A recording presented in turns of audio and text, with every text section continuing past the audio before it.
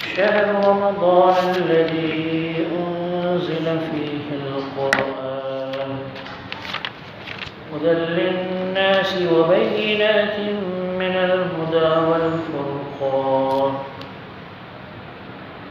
فمن شهد منكم الشهر فليصم ومن كان مريضا أو على سفر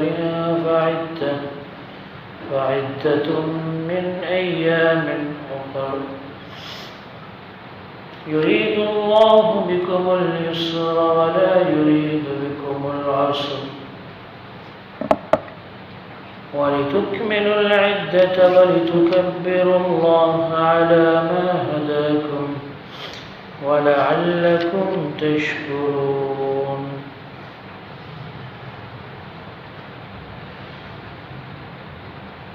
یہ سورہ بقرہ کی آیت نمبر 185 ہے. اس میں اللہ تبارک و تعالی نے یہ بیان فرمایا ہے کہ رمضان کا مہینہ وہ مہینہ ہے جس میں قرآن مجید کو نازل کیا گیا، قرآن مجید کو اتارا گیا. تو یہ مہینہ بہت ہی برکت والا مہینہ ہے، مبارک مہینہ ہے، اور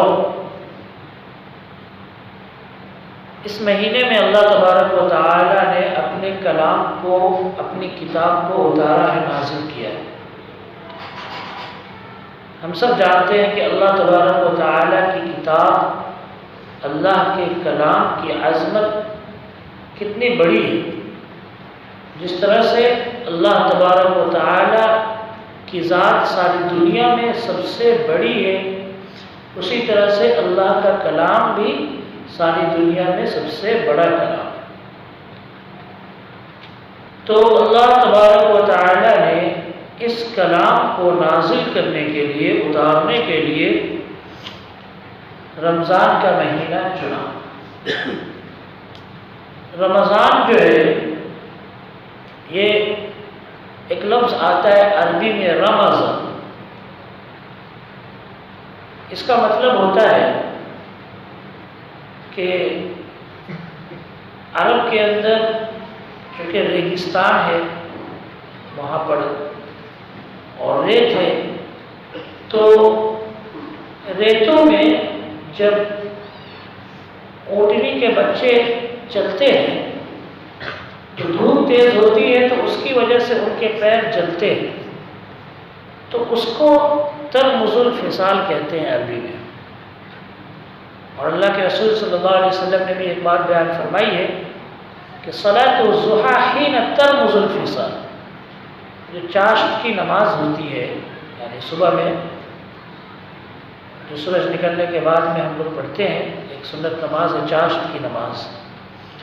اس نماز کا وقت بتاتے ہوئے اللہ کے رسول صلی اللہ علیہ وسلم نے فرمایا کہ یہ اس وقت ہے جب اونٹنیوں کے بچوں کے پیر جلنے لگے.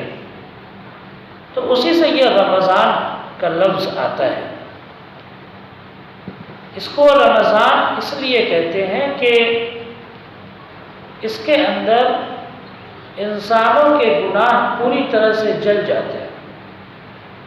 اور رمضان کا مطلب ہی ہوتا ہے جلانے والا، ختم کرنے والا، مٹانے والا.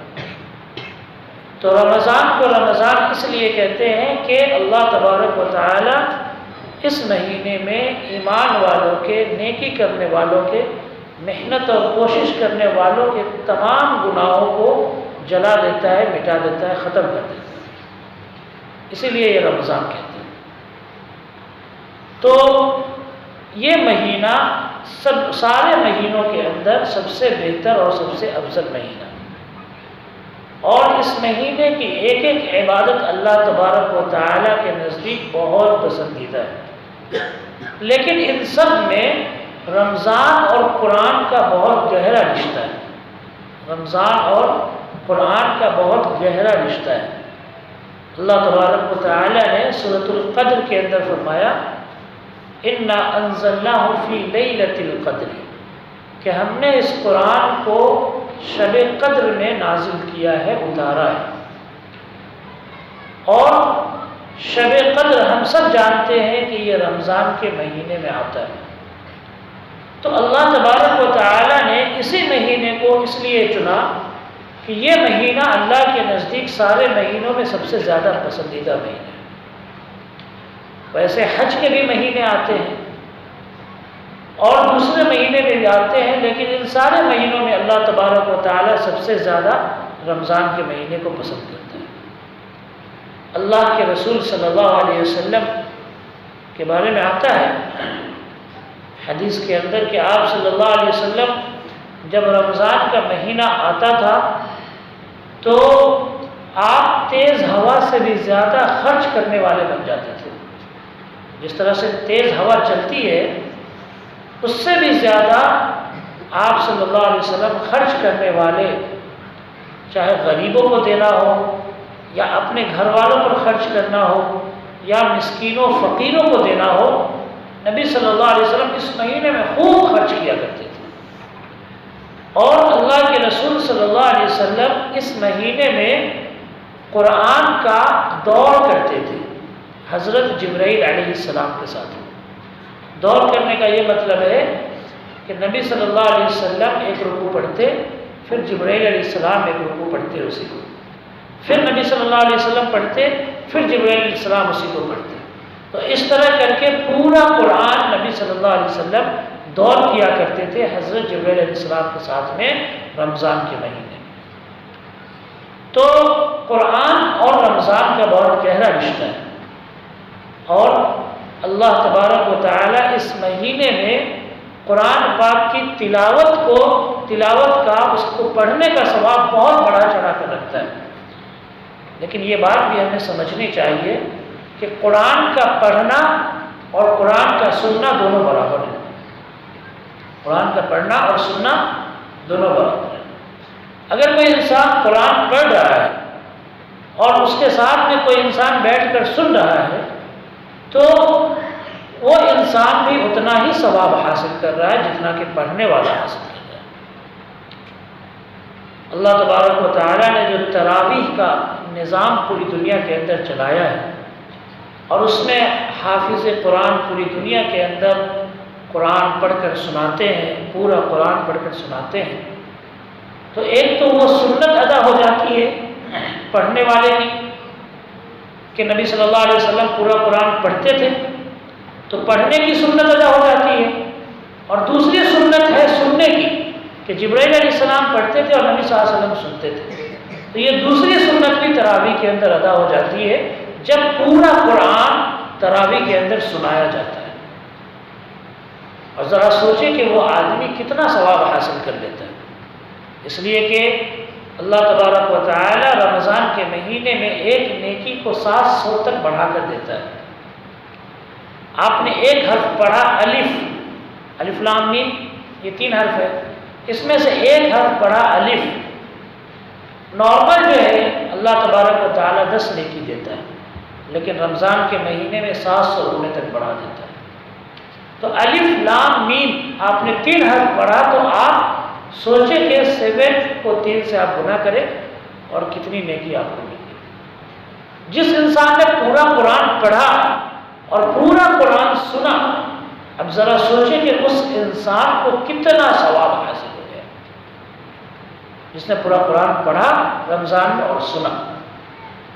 تو رمضان میں ایک تو خود بھی قرآن پڑھنے کا معمول بنانا ہے اور دوسرا سننے کا بھی معمول بنانا ہے۔ اگر ہمیں پڑھنا نہیں آتا تو سیکھنا ہے اور سننا ہے قرآن۔ جب تک سیکھ نہیں سکتے تب تک کیا کرنا ہے؟ سننا ہے۔ چاہے کسی کو آپ بول دیں، کوئی پڑھنے والا ہے اس کے پاس میں بیٹھے، اور سب سے اچھا طریقہ کہ آپ تراویح میں بھی آ کر قرآن کو مکمل سننے کی کوشش کریں، تو اس سے نبی صلی اللہ علیہ وسلم کی وہ سنت ادا ہو جائے۔ تو اللہ کے رسول صلی اللہ علیہ وسلم قرآن کی خوب تلاوت کیا کرتے تھے اس مہینے کے اندر، نمازوں کے اندر بھی اور نماز کے باہر بھی۔ اس کے علاوہ اللہ تبارک و تعالی نے فرمایا فمن شہد منکم الشہر فلیصم، کہ یہ قرآن اللہ تعالیٰ نے نازل تو کیا ہدی للناس، لوگوں کی ہدایت کے لیے. اور ایک بات یہ بھی ہے کہ جتنی بھی آسمانی کتابیں ہیں، اور ایک حدیث کے مطابق کہ جتنی بھی آسمانی کتابیں وہ سب کے سب اس میں رمضان کے مہینے میں نازل ہوئی ہے، اتری ہے. جیسا کہ ابراہیم علیہ السلام کے صحیفے کے بارے میں آتا ہے، جو کتاب ان کو دی گئی وہ پہلے رمضان کو اترا. توریت کے بارے میں آتا ہے کہ وہ چھٹے رمضان کو اترا. انجیل کے بارے میں آتا ہے کہ وہ 13ویں رمضان کو اترا. زبور کے بارے میں آتا ہے کہ وہ 18ویں رمضان کو اترا. اور قرآن کے بارے میں آتا ہے کہ وہ 24ویں رمضان کو نازل ہوا. تو یہ صحیح حدیث کے اندر ہے کہ جتنی کتابیں ہیں یہ سب کے سب رمضان کے اندر اللہ تبارک و تعالیٰ نے نازل کیے، اتاری. فرمایا اللہ نے فمن شہد منکم الشہر فلیصمہ، جو اس مہینے کو پائے تو اس مہینے کے اندر وہ کیا کرے؟ روزہ رکھے. رمضان کی سب سے بڑی عبادت کیا ہے؟ روزہ ہے. اگر آپ کو کوئی مجبوری نہیں ہے، کوئی پریشانی نہیں ہے اور آپ روزہ چھوڑتے ہیں جان بوجھ کر، تو ایسے لوگوں کا عذاب بہت ہی بڑا، بہت ہی خطرناک ہے. اس کو آپ اس طرح سمجھ سکتے ہیں کہ اللہ کے رسول صلی اللہ علیہ وسلم نے کچھ لوگوں کو دیکھا کہ ایک پہاڑ کے اوپر ان کے دونوں جبڑے میں، جو سامنے کا منہ کے سامنے کا حصہ ہوتا ہے، اس میں لوہے کی زنجیریں باندھ کر ان کو لٹکایا جا رہا ہے.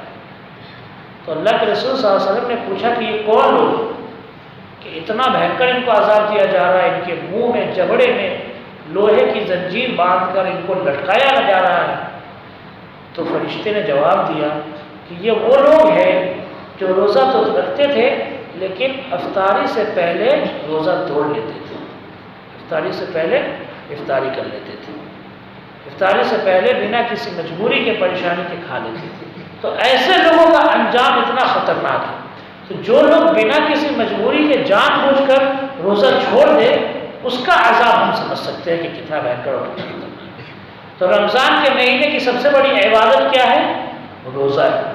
یہ نہیں تو آپ کی ساری عبادت بیکار ہے.